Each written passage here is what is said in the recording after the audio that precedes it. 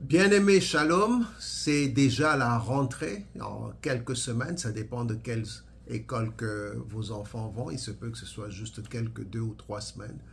Et c'est déjà là, donc nous pensons que c'est la fièvre de la rentrée scolaire et nous sommes dans la joie de pouvoir partager cette vidéo qui continue dans nos séries de vidéos sur comment parenter, comment gérer les enfants que l'Éternel nous a donnés d'une manière qui plaise à Dieu.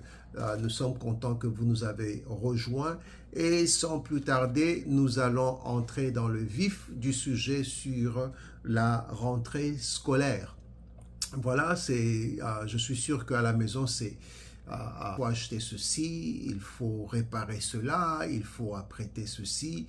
Voilà, il y a tellement de choses à faire et parfois cette pression vient, les coûts, la réalité des coûts commence à peser sur vous et à cause de cela parfois on oublie certaines choses, on oublie de prier, on oublie de confier ces choses à Dieu et on va dans une nouvelle routine sans Dieu qui peut devenir très dangereuse.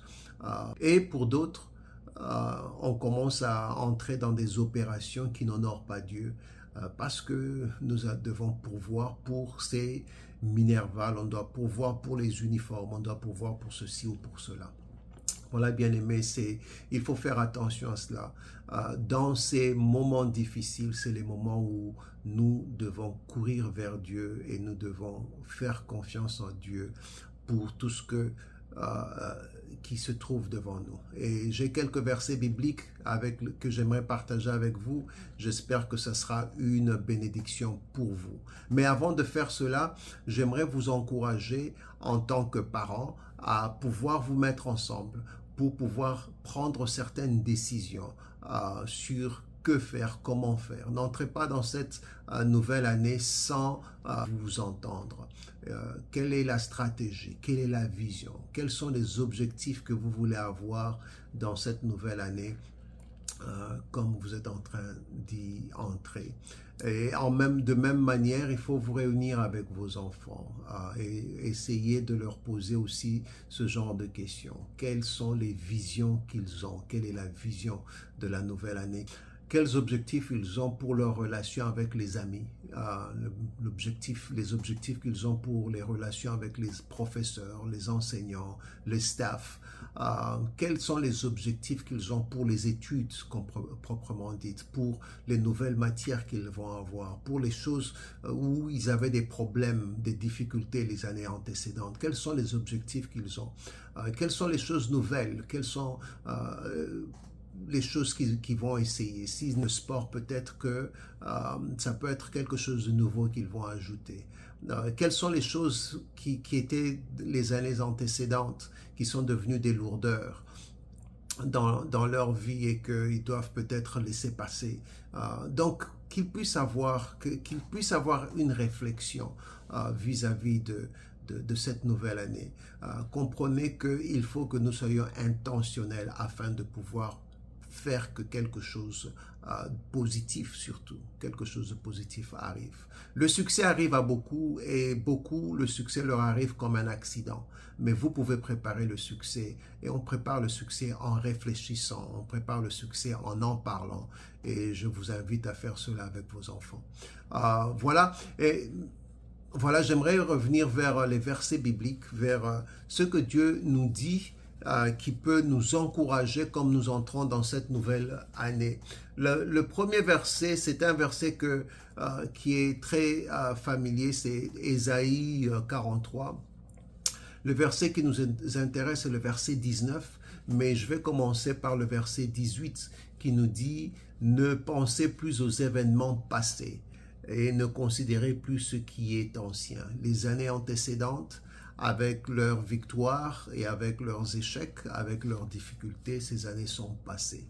Essayez de ne plus considérer cela. Regardez la chose que le Seigneur va faire, verset 19. « Voici ce que je vais faire une chose nouvelle. Sur le point d'arriver, ne la connaîtrez-vous pas? Je mettrai un chemin dans le désert et des fleuves dans la solitude. Dieu est prêt à faire quelque chose de nouveau pour vous, bien-aimés dans le Seigneur. Apprêtez-vous, entrez dans cette année, dans cette nouvelle année scolaire avec un esprit, avec de l'anticipation. Vous vous attendez à ce que quelque chose de bien va se passer. Et le prochain verset, c'est le Proverbe 3, versets 5 et 6 qui nous dit « Confie-toi en l'Éternel de tout ton cœur et ne t'appuie pas sur ta sagesse.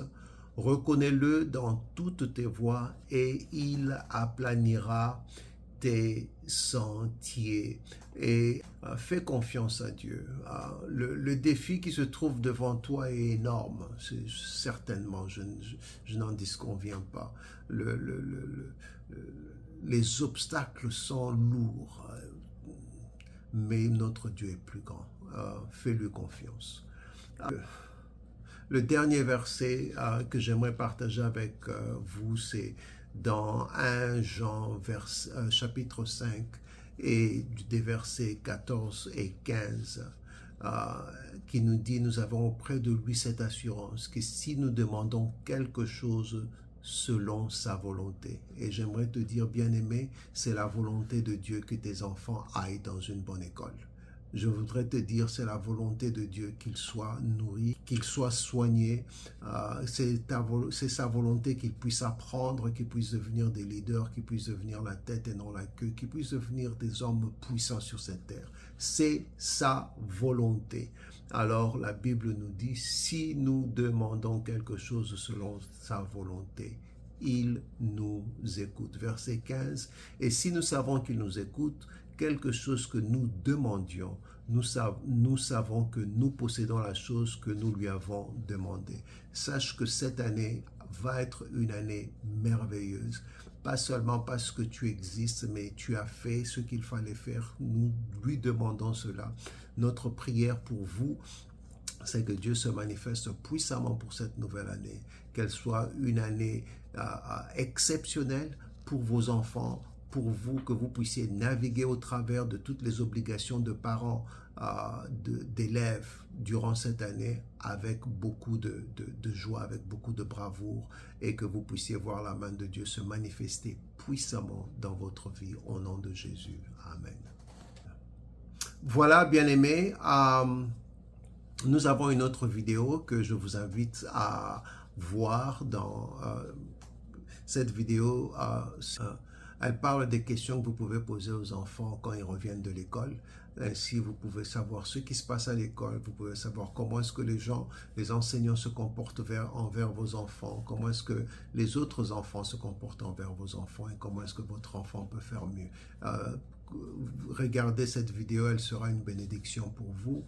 Et veuillez partager ces vidéos avec d'autres parents. Cela peut être aussi une bénédiction pour eux. Nous vous remercions beaucoup et que Dieu vous bénisse.